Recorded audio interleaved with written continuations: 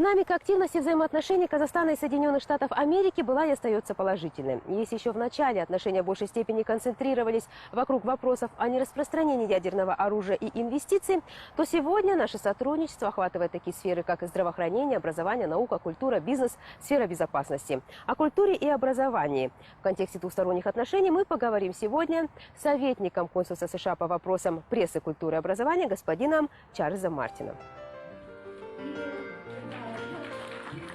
Сейчас у нас отношение очень широкое, очень плодотворное, и мы видим это в результатах в сферах образования, культуры, безопасности, бизнеса. Например, за последние 25 лет американские компании вложили более 20 миллиардов долларов как инвестиции в Казахстан.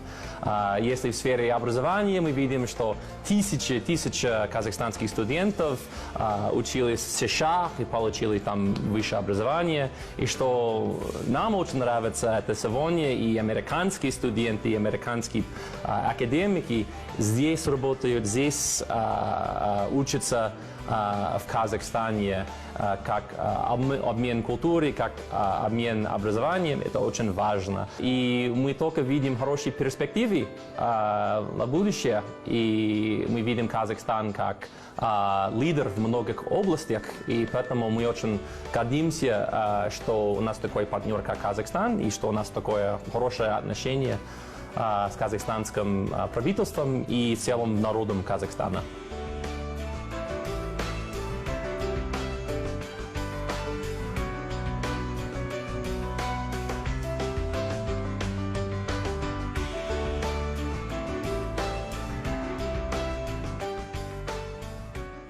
Многогранность сотрудничества – так характеризует дипломат казахстанско-американские отношения. Сегодня, оглядываясь на пройденный путь, Чарльз Мартин не без гордости отмечает, что почти за 25 лет сотрудничества наши страны стали друг для друга действительно уважаемыми и надежными партнерами. Я думаю, что это очень важно, потому что мы должны все понимать, что мы достигли за последние 25 лет. Это очень важно. И на следующий год, естественно, мы будем отмечать вот это годовщине, потому что, как мы наметили, за последние 25 лет мы достигли очень много, и мы должны гордиться с этим, мы должны помнить, что мы сделали, и планировать на будущее. Я считаю, что главная задача – это объединить людей в Казахстане и в Америке, потому что есть много сходства, есть у нас много общего, и когда мы можем соединить художников, артистов с Америки с артистами, художниками в Казахстане, это показывает всем, и показывает американцам, показывает казахстанцам, что мы все люди, и у нас всех своя интересная культура, своя интересная музыка, интересные национальные блюда. И когда мы можем что-то организовать вместе, я думаю, что это приведет к миру, можно сказать. И тоже вторая очень важная задача – это делать все, чтобы американские и казахстанские вузы сотрудничали побольше. И мы хотим, чтобы эта связь была двухсторонняя, что американские вузы отправили своих преподавателей, своих студентов сюда, в Казахстане, поработать, заниматься, и что казахстанские студенты, профессора имели возможность учиться или поработать в Америке, потому что чем больше человек знает о разных культурах, и чем больше времени он проводит в разных странах, чем широкие его мировоззрение.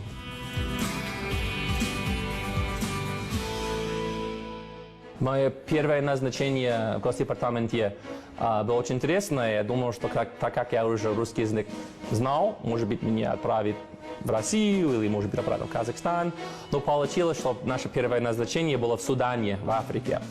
Достаточно интересная страна. очень много узнали. И думаю, что, как я говорю, это очень хорошо, когда человек путешествует в многих странах, потому что уже если вы в одной стране живете, там чувствуете комфортно, это и потом переедете в другую страну, надо опять привыкнуть, и опять можете много узнать. Второе назначение было в Таджикистане. Очень интересная, красивая страна. Нам очень понравилось жить в Таджикистане. Там очень люди хорошие, культура интересная, горы красивые, природа замечательная. После Таджикистана мы с женой поехали в Афганистан. Мы год прожили в Кабуле. И жена там работала, я работал в Кабуле 1 год. Нам тоже очень понравилось жить в Афганистане. Никто удивляется, но там люди тоже замечательные, интересные люди в Афганистане. Мы хорошо подружились с многими афганцами. Культура там очень старая, интересная. После Афганистана мы 2 года работали в Вашингтоне.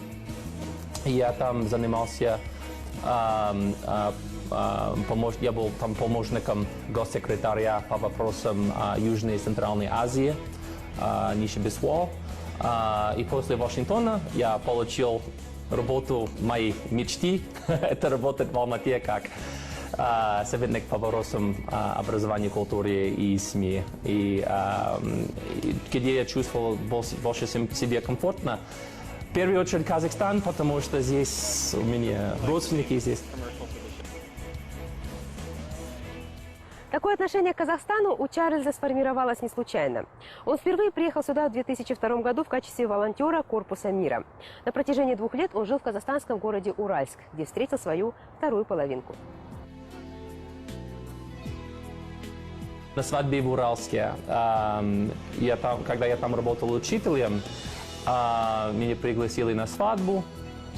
И там просто нас познакомили, одна женщина, которая работала в университете. Мы познакомились на свадьбе, и когда я закончил мою работу в Казахстане, мы дальше связались, по телефону разговаривали, и через очень короткое время решили, надо жениться. Это была очень интересная международная свадьба в Казахстане. И потом у нас была вторая свадьба в Америке, в Кентукки, в моем штате. У нас была американская свадьба. Нас встретили с молоком, мы там молоко пили. И да, у нас был выкуп. Это было как русская традиция, но все в Уральске делают выкуп до свадьбы.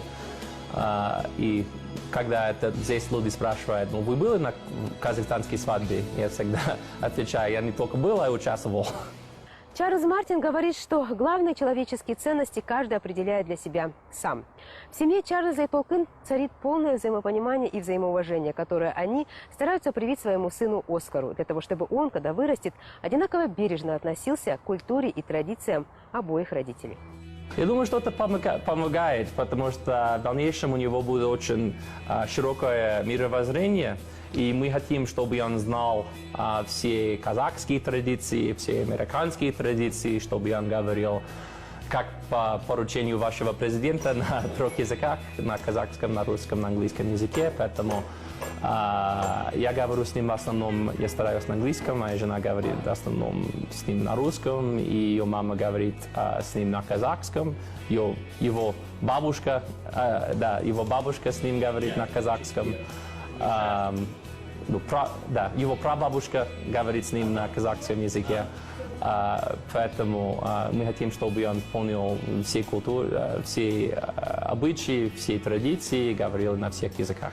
Моя семья – это, в принципе, как американская… Моя американская семья – это как американская казахская семья. Моя бабушка родила 15 детей, и у многих из них тоже много детей, поэтому наша семья огромная. В прошлом году она исполнила 90 лет, и мы организовали большой юбилей для нее, и мы собрали всех детей, всех внуков, всех правнуков. Сейчас пока нет правнуков, но дай бог, что через еще несколько лет не будет. И там собрались, наверное, человек, но только дети, внуки, правнуки, там собрались человек 150, 160 человек, потому что когда она выросла, она работала на ферме, потому что ее отец был фермером. И так принято в многих фермах, что хорошо, когда много детей, потому что они все помогают, все работают после школы, летом. И когда она вышла замуж, она тоже создала такую большую семью. И что хорошо, это все эти дети, они очень часто собираются в Кентукки и в других штатах, где многие живут.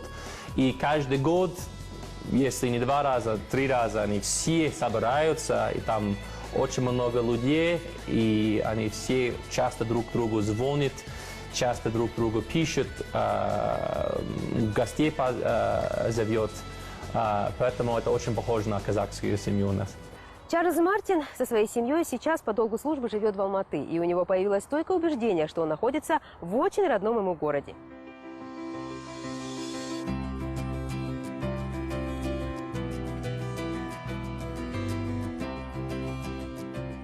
Я считаю, как я временный алматинец.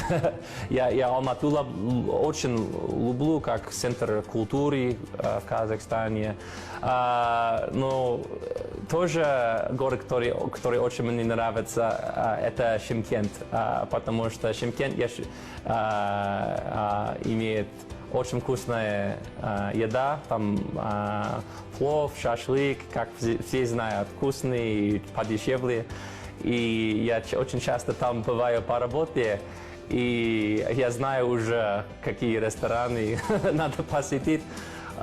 И там народ тоже хороший, всегда говорят, что это как маленький Техас, как американский штат. Но очень многие хорошие города в Казахстане. Я первый раз приехал в Казахстан в 2002 году как волонтер Корпус мира. Приехал в Казахстан, я, наверное, 10 слов русского языка знал. Здравствуйте, как дела? И 2-3 еще выражения. Тоже саламет, сизба, рахмет. Нас обучали несколько слов на казахском языке. И нас в первую очередь отправили в поселке, где мы, волонтеры, отдельно жили в казахских семьях. И там мы обучали или казахский язык, или русский язык. И там нас обучали казахские традиции, говорили нам о казахской культуре, чтобы мы знали. И это было очень интересно. Я жил с одной прекрасной семьей, которая открыла свой дом для меня, как иностранец, который слова русского языка, казахского языка не знал. И через 3 месяца уже мы нашли общий язык. Я помню один день, это было очень жарко, это было летом, в середине июля. И градусов плюс 42, очень самый жаркий день этого года. И вот мой отец и мама в семье, всей семьей, они все сидели на улице, чай пили. И я им говорил, это очень жарко, что можно делать? И они мне предлагали, ну давайте сидим здесь на улице, горячий чай будем пить. И я как американец не понял, потому что когда летом, когда жарко, мы всегда пьем чай со льдом, холодный чай. Я предлагал, давайте холодный чай. И ответили, холодный чай заболеете, как можете холодный чай пить? Давайте горячий чай. На тот момент Чарльз понял, что с этой страной он уже не расстанется, и поставил перед собой цель сблизить наши народы. Когда есть общая цель и желание, то можно достичь любого результата. В этом дипломат убеждался не раз. Казахстан, по мнению Чарльза Мартина, выделяется умением выстраивать грамотную архитектуру международных отношений. Благодаря четко проводимой и сконструированной внешней политике Казахстану удалось внести выдающийся вклад в обеспечение стабильности в регионе и содействие миру на планете. Я думаю, что единственное препятствие – это что у нас очень много стремлений, очень много задач, которые мы ставили перед себе, и мы должны работать в наших возможностях, чтобы это совершить, чтобы выполнить все эти наши поставленные цели. И поэтому это мне напоминает тост кавказской пленницы, давайте, чтобы наши желания совпадали с нашими возможностями. У нас очень хорошие желания, очень хорошие стремления, и мы работаем каждый день, чтобы мы с вами, с нашими казахстанскими партнерами реализовали вот это стремление, которое у нас есть в нашей совместной работе.